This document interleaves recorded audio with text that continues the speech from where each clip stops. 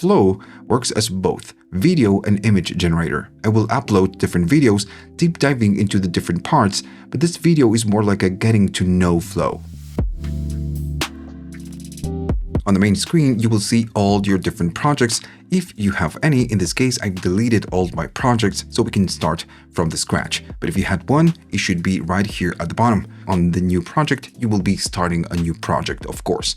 Now, all of this is just pretty simple, but there's an option right here on the main screen that most people overlook. At the top, you see something called Flow TV. If I click on that one, it will open a new tab, and we can see what other people are creating. At the bottom, you see the prompt, so you can even copy the prompt and reuse it on your own project. And, by going to different channels, you can see different generations.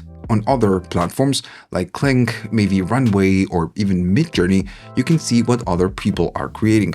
On Flow, the only place you get to see this, it's right here on Flow TV. When you create a new project, you have 3 different ways to create videos: the text to video, frames to video, and ingredients to video. But also you can create or generate images with Imagen 4 and Nano Banana Pro version, or just the OG Nano Banana. If you are starting with this, as you will know, creating images, it's highly important for creating videos. So the fact that you have Nano Banana and you can create the images right here is a plus.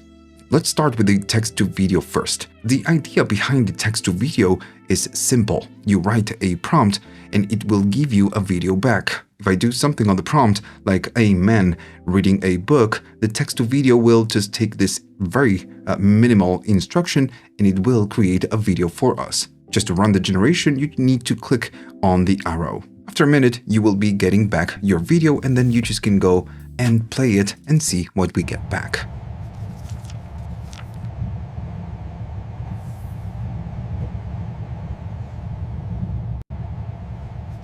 Even though this works with minimal instruction, the result can be a little bit unpredictable. We are saying who and what is he doing. In this case, is a man reading a book, and that would be the subject and the action. But is the man Asian, black, or green? Where is he reading the book? What day of time is it? How is the lighting? Is the shot wide or medium or close? We are lacking a lot of control. So when we prompt for something super minimal, just like we did, the AI model will try to fill the gaps for us. But if you want to get something a little bit more specific, you really need to work on your prompts. One way of doing this is going to Gemini or maybe ChatGPT. Just describe in a very conversational way what you want to create, and then ask the chat to enhance it to use it on Google Flow. Or you can use your own template. I'm gonna put it right here on the screen so you can copy. First is the style, then the composition framing, like for example, is a wide shot, is a medium shot of a subject, which is in this case the man, and the action, which is reading a book, in a train, in a bedroom, or maybe in the kitchen. Then the ambience and the lighting, like warm light, soft light, maybe daylight. Is the ambience cold or maybe cozy? Then we provide instructions like the camera motion. Is the camera zooming in, zooming out? Is a dolly type of shot? And then we finish with the audio and the dialogue if we have any. Moving on, we have the second method, and that would be the frames to video. With this one, you input a reference, an image of the first frame and the last frame. Then on the prompt, you write whatever that happens between those frames. Flow will always try to respect the images that you use as a reference. It will start on that frame and end on that same frame. For example, I have this woman as a starting frame and this as an ending frame. Once you upload your first frame and your last frame, you just need to prompt whatever that happens in between. It seems pretty obvious that we want for Flow to animate, to maybe get her smiling at the camera and maybe doing something like this with her hands. It's just pretty obvious. But still, we need to prompt something to make this work. If I try to submit this generation, it will not let me. I really need to add something on the prompt. And here, since Flow has a lot of information of what we want to do, we can add something super conversational. We don't need to add a super long prompt. I could say something simple like she looks directly at the camera lens, which is, pretty much what she's doing. And we don't need to detail her final expression because we have it on the last frame. Okay, so let's see what we get back. She's walking, she's turning, a little bit weird, but that's fine. She laughs. and then final frame. So this is what you can do with the frames to video. It's a way to ensure that the video will start and almost end on the same frame, which is the frame that you want. This doesn't mean that you cannot do just one single frame. If I go to this generation, on each generation you can go here and it says reuse prompt. If I click on that one, it will take the same prompt. It will just reuse the frames. What I can do here is just delete the last frame and the video will start on the first frame only.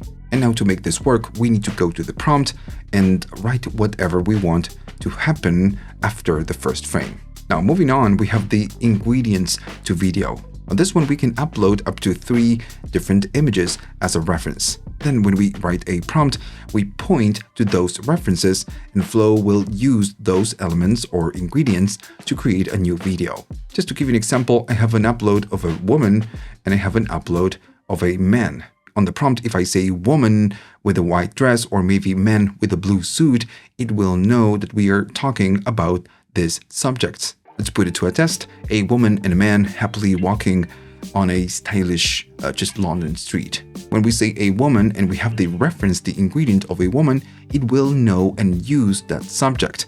So it's a little bit like whisk if you know whisk. And when we say man, it will know and use this man. And notice that on each of the references, I have just a plain green background. This helps the model to use the ingredients on a just more easier way. Still, as AI evolves, we need to do less of the green background. It's getting really good in extracting or reusing elements from an image. But for now, I still think that the best practice is to provide a green plain background if we want to use an ingredient. But once we get it back, we can see that the model is really respecting the ingredients, in this case, the subjects. And it does a pretty good job. Let's play the video and see I'm so glad we got what we to get see back. the city like this. Me too, it's perfect. On all of the 3 different methods, you can change some of the settings. If you go to the settings, you can change it to use a 9:16, which is a portrait type of ratio, or you can use a landscape. On other services, you get a lot more options. On Flow, you don't. You get the landscape or portrait. That's it. Then you have the number of outputs, which means that if you run a prompt, you will be getting 1 video back or you will be getting 4 back. Then at the bottom, we have the different models that we can use. At the point of this recording, we can use the 3.1 fast, which will cost you 20 credits. Then you have the Veo 2 fast, Veo 2 quality, and then the 3.1 quality. If I select that one, notice that it doesn't change right here. I mean the generation, and this is a bug that you get on Flow sometimes. If you use the quality, you will spend 100 credits. The fast costs 20 credits. So the cost difference, it's pretty significant. Before you run a prompt, make sure that you check the settings. Just to give you an example, if you have a quality, you're running the quality, and you leave it like that, and you go to the outputs per prompt and you select 4, when you run it, you will spend 400 credits. I mean, if you have 1,000,000 credits to spend, by all means, just, do it. But if you don't have a lot of credits to spend, always check the settings. So as you can see, these methods are for creating single clips, single videos, not full sequences. That's why at the very top, you have something called Scene Builder. If I go to the Scene Builder, it will take a little while, and then it will take you right here. Once here, you have the 3 options below. You get text to video, frames to video, or ingredients to video. You can create something with the prompt, and it will show up right here. The thing is that if I wanted to add the videos that we created previously, we cannot do it. We need to go back, and on each of the clips that we created, you have an option that says Add to Scene. If you click it, it will just add it to the scene, and then I will do this one as well, and why not this one as well. Then and only then we can go back to the Scene Builder, and the videos will show up right here at the bottom. Once here, you can just click and drag to see the whole timeline, and then you can play the whole timeline with all the different videos. Simple enough. Now then at the right side, you get the button to download. When you download, you will be downloading the whole timeline, the whole sequence. You can click to rearrange the different clips. Let's say I want first the train, then the woman in the woods, and then the couple. Once you have the order the way you want to, you just need to click on Done. Another thing that you can do is to select a clip, and then you can crop the clip and make it smaller. On the playhead, you have a plus right here at the bottom. When you click it, it will take a screenshot or snapshot of this very specific frame. And this is something really useful, especially if you want to save the image and then maybe you want to use that image for something else. Let's say that you want to use it on frames to video. Well, you take the snapshot and then you take it from there. All of this will be saved as an image on the generations of your project. Now, what if you want to remove a clip? You cannot do it from here. The only way to do so is going back to the main panel. And once you're there, you need to hover on top of the clip and click on the remove from scene.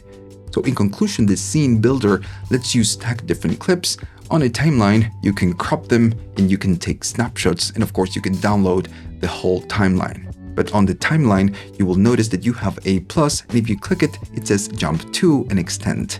This will work if on the selected clip. If I maybe go to the first one and I go here and say extend, the extend will work for that clip only. Now I will select maybe this one. Why not? I will go all the way to the end of this clip. And now I'm going to go here and I'm going to click the jump to. This one will look at the last frame of your clip and create a new scene based on that frame. Here, my last frame would be the woman and the man just walking and smiling. So now when we prompt something, it will take this frame into account. So I'm going to prompt this. The couple starts running and a giant cow is about to drop. Let's just try to do something crazy. Now, if I click on this one, notice that I'm using Veo 3.1 fast. And we know that this costs 20 credits. If I click on run, we cannot do it. It says that we cannot do it and we need to change to quality.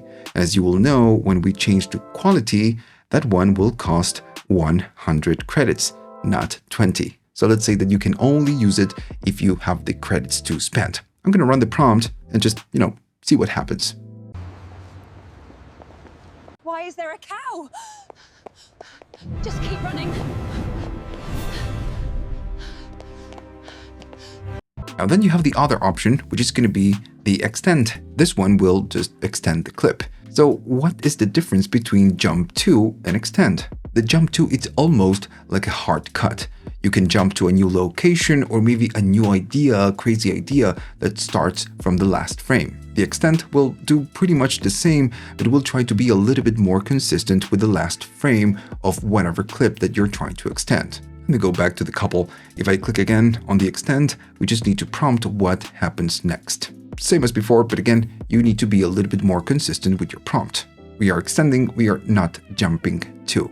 They start laughing in an evil style. Notice it says Veo 3.1 quality, so this will cost 100 credits. Now the thing is that we can, on the extend, which is something that we cannot do with the jump to, is to change it to 3.1 fast and use 20 credits instead. Okay, so let's see what we get back. They walk, they smile, that's fine. And that's an evil laugh, for sure. All right. Okay, so this was a quick getting to know the interface. I will be uploading a lot more videos about Flow, so stay tuned. If you like all of this, please like and subscribe. This channel is supported by viewers only. If you want to buy me a coffee to say thanks, you can. You have links at the description for PayPal, YouTube Thanks, and Patreon.